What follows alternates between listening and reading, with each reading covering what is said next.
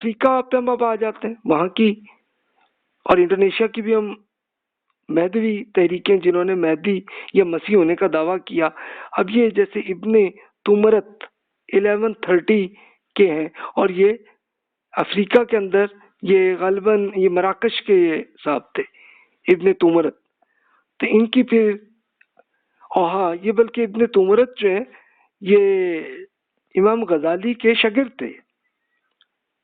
آپ کو یاد ہوگا کہ غزالی صاحب 1111 میں فوت ہوئے ہیں، اور یہ انہی کے شاگرد ہیں کہ جو مراکش میں تھے، اور ان کی دعوت بڑی پھیلی تھی. لیبیا، الجیریا، مراکش، اسپین تک بڑی چلی تھی. اور پھر موحدین کی حکومت جب بنی تھی تو ابن تمرت کی دعوت بڑی پھیلی تھی.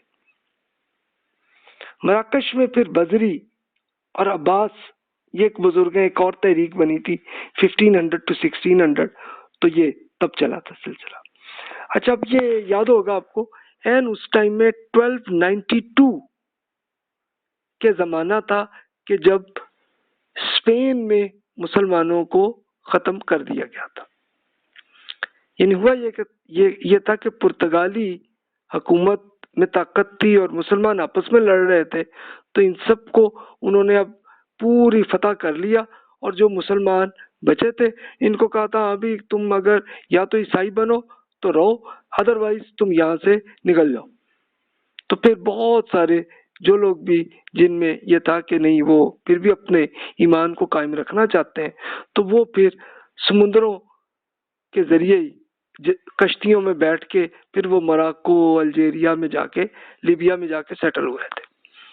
اور جو کرسچن بن گئے تو وہ ابھی بھی اسپین میں موجود ہیں. مجھے ایک صاحب ملے تھے، ایک اسپینش تھے، تو ان سے سعودی عرب میں میری ان سے ملاقات ہوئی، تو میں نے ان سے پوچھا تو انہوں نے بتایا کہ میں کہا آپ کی ہسٹری میں نے پڑھی تھی تو اب کیا پوزیشن ہے. وہ بتا رہے تھے میرے جو بزرگ ہیں وہ عرب تھے. تو اس سے ایک اندازہ ہوتا ہے کہ ابھی بھی ان کی نسل موجود ہے. اچھا مراکش میں ایک الگ ایک اسی طرح سے انہوں نے امام مہدی کا دعویٰ ایک بزری صاحب تھے انہوں نے کیا تھا، پھر ایک عباس صاحب نے کیا تھا. تو یہ وہاں پہ بھی یہ تحریک وہاں پہ بھی چلتی آئی. احمد بن ابی محلہ صاحب تھے 613 میں، انہوں نے بھی یہ دعویٰ کیا تھا مراکو میں. زاویہ کیا تھا؟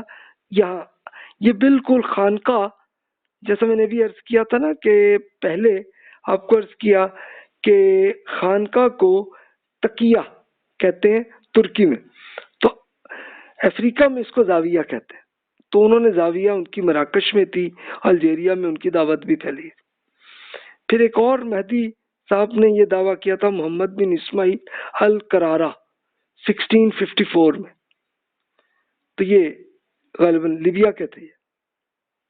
اسی طرح اور ڈھیروں مہدی ہونے کے دعوے وہاں بہت کامن ہوئے ہیں، جیسے ابو عبداللہ اندلسی صاحب تھے تو یہ اسپینش تھے. پھر سجل ماسی صاحب انہوں نے یہ دعوے کیا، تو اس سے الگ الگ فرقے بنے اور وہ کچھ ابھی بھی موجود ہیں، کچھ ختم بھی ہو گئے. تو یہ سلسلے ہوتے رہے پورے مراکو کے ایریے میں، کہ مراکو، الجیریا، لیبیا، ایجپٹ بھی لے لیں تو اس میں سے بھی کچھ اثرات آپ کو ابھی بھی نظر آئیں گے، اور کچھ ہو سکتا ہے یہ ابھی بھی آپ کو یاد ہوگا آج کل کے زمانے میں جیسے الجیریا اور لیبیا میں جنگیں بھی چلتی رہی ہیں، تو ان کے بھی این ممکن ہے کہ وہ انہی مہدی حضرات کے کوئی مرید ہوں، این ممکن ہے، کنفرم نہیں، تو میں اب یہ دعویٰ نہیں کرتا. سوڈان کے اندر مہدی تحریک چلی تھی، اس کے صاحب تھے محمد احمد مہدی سوڈانی، 1885 میں یہ رہی ہے، اور وہ ایک تصوف کے ذریعے ان کی دعوت چلی تھی. اچھا اب یہ سوڈان کا وہ پیریڈ تھا کہ جب انگریزوں کی حکومت بن رہی تھی اور ایجپٹ تو فتح کر چکے تھے، اب ایجپٹ سے تھوڑا آگے آ کے وہ سوڈان کے بھی کافی ایریے میں ان کی حکومت آ گئی تھی. اب انہوں نے اب یہ دیکھا کہ اب یہ انگریزوں کی حکومت بنی ہوئی ہے، ان کی ملٹری میں شراب بھی ہے، بھاری ٹیکس بھی ہم سے لے رہے ہیں، کوڑے بھی لے رہے ہیں.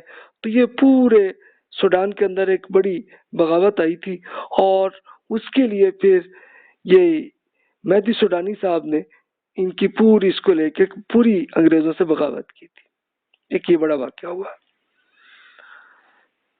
ایجپٹ سے پھر انگریزوں کی حکومت آئی تھی اور ان کے ساتھ ایک سوڈان میں بڑی شدید جنگ ہوئی تھی 1885 میں، اور اس میں خرطوم جو آج کل کیپٹل ہے سوڈان کا، اس کو بھی فتح کر لیا تھا مہدی سوڈانی صاحب نے. اور جنرل گارڈن جو کہ بہت مشہور انگریزوں کے مین جنرل تھے، وہ بھی قتل ہوئے تھے اس میں. اچھا، لیکن اسی ٹائم میں ہی پھر مہدی سوڈانی صاحب بھی فوت ہو گئے تھے. تو پھر ان کے خلفاء بنے تھے 4. مہدی سوڈانی کے 4 خلیفہ بنے تھے کہ جناب ان کو حکومت چلے گی، ان کو ہوگی، ان کو ہوگی. لیکن ہوا یہ کہ کچھ عرصے تک رہا، لیکن پھر بھی انگریزوں ہی کی حکومت رہی کسی حد تک، اور بہرحال رہا. اور پھر یہ بھی کہا جاتا ہے کہ انہوں نے مہدی سوڈانی صاحب نے مہدی ہونے کا دعویٰ کیا تھا، اور کچھ کہتے ہیں کہ انہوں نے نبی ہونے کا دعویٰ کیا تھا، لیکن کنفرم نہیں ہے یہ بات. مجھے انفارمیشن نہیں مل سکی. تو اب حقیقت کیا تھی اللہ بہتر جانتا ہے. لیکن بہرحال آپ یہ دیکھیں گے کہ یہ مہدی ایک تحریکیں ہر طرف آئیں. انڈونیشیا میں وہاں پہ بھی ایسا ہی رہا. وہاں کے بانی بنے تھے دیپو نیگورو صاحب. 1855 میں وہ فوت ہوئے. یہ فوت ہونے کا ٹائم اس لیے میں دیتا ہوں کہ وہاں سے میں اندازہ ہو جائے کہ جب وہ فوت ہوئے تو اس سے اراؤنڈ کوئی 30-40 ایئرس ان کی تحریک بڑی چلی ہوگی. تصوف اور غاروں کے مراقبے وہ کرتے تھے، اور جزیرہ جاوا جو ایک مین جزیرہ ہے انڈونیشیا کا، تو وہاں کے تھے. اور انہوں نے بھی ایک یہ بغاوتی تحریک کی تھی، اور ڈچ کی حکومت بنی ہوئی تھی. تو زبردست قسم کی دیپو نیگورو صاحب نے کی تھی، اور 15,000 ڈچ فوجی اس میں قتل ہوئے تھے. لیکن بہرحال ناکامی ہوئی تھی. اور پھر 1825 میں ہی ہوا یہ تھے کہ اسپیشلی ڈیپو نیگورو صاحب کو ڈچ ملٹری نے ان کو قید کر لیا، اور وہ جیل میں رہے. اور وہیں جا کے پھر آپ دیکھ لیجیے، اندازہ کریں کہ 30 ایئرس تک وہ جیل میں رہے اور وہیں پہ فوت ہوئے.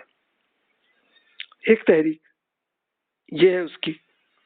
اچھا، وہ بہت ڈیٹیل میں اس لیے نہیں آ رہا کہ اس کا پریکٹیکلی بہت مشکل ہے. تو بس اتنا کم از کم آ گیا آئیڈیا کہ چلو مہدی ہونے کا دعویٰ کیا تھا، لیکن باقی ان کی ڈیٹیل میں نے بہت زیادہ ڈیٹیل سے نہیں کی. وہ انڈین جتنی موومنٹس ہیں اس کو پوری ڈیٹیل سے میں کروں گا اگلے لیکچر میں.